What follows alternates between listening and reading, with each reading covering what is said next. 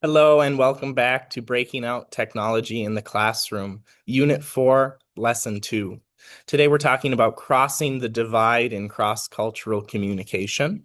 So we need to be thinking about how cultural differences are a significant boundary. And when we talk about communicating across boundaries, culture is one of the most powerful boundaries that we can encounter. Culture shapes how we express tone, how we interpret tone, how we express emotion, how we show respect, how we handle disagreement, how we understand authority. What feels direct and honest in one culture may even feel rude to another. What feels polite in one setting may feel evasive somewhere else. Most cross-cultural miscommunication doesn't come from bad intentions, it comes from assumptions. So we need to think about having awareness when it comes to cross-cultural communication and recognizing that the way that we see the world is not the only way that it is seen. Many people are highly interested in cross-cultural communication. Research and social trends show that millennials and Gen Z are generally more globally connected and more culturally aware than in previous generations. And the question is why? Well, it's because you grew up with online presence. You grew up on social media. You grew up in global digital communities and consuming international media. According to Cross-Cultural Communication in the Digital Age, Denise Lifnitsev and Wanja Welbrook from Kyiv National Economic University and Heilbronn University of Applied Sciences say that the results indicate that new generations, millennials and Generation Z, are highly interested in cross-cultural communication. They believe that digitalization significantly simplifies cross-cultural communication processes. So you may play games with someone in another culture or country. You might watch Korean dramas or follow European influencers or even engage with global news instantly. This exposure creates openness, but exposure is not the same as understanding. So cross-cultural communication and competency requires intention and not just access. So why should we strive for global understanding, as Raymond writes, in the role of media in cross-cultural communication? Because misunderstanding at such a large scale creates division at that same scale.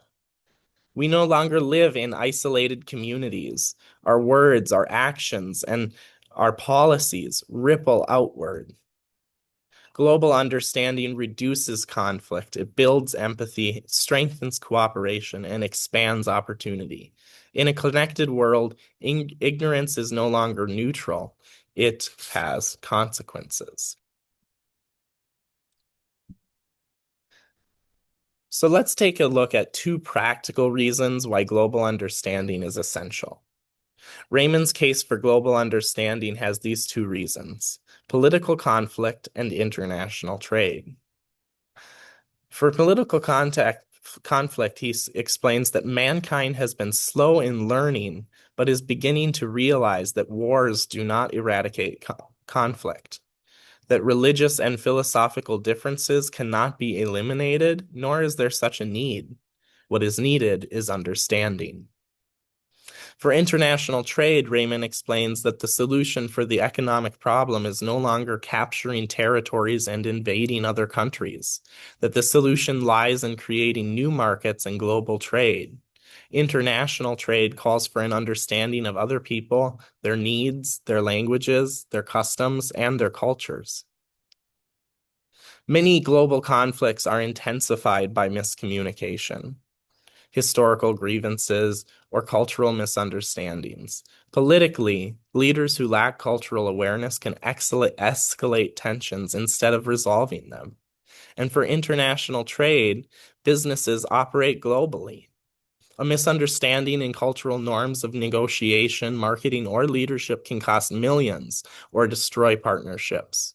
So, successful diplomacy and successful business both depend on cross cultural competency.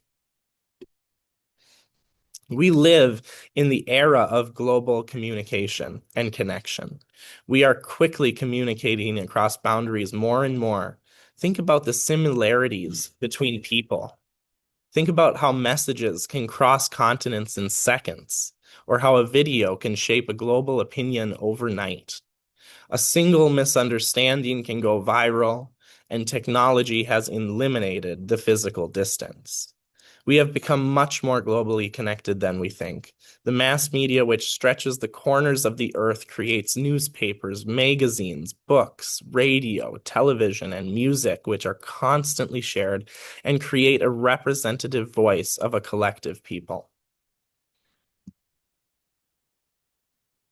In an era of global connection, communication is the power. These are my works cited. Thank you for listening today.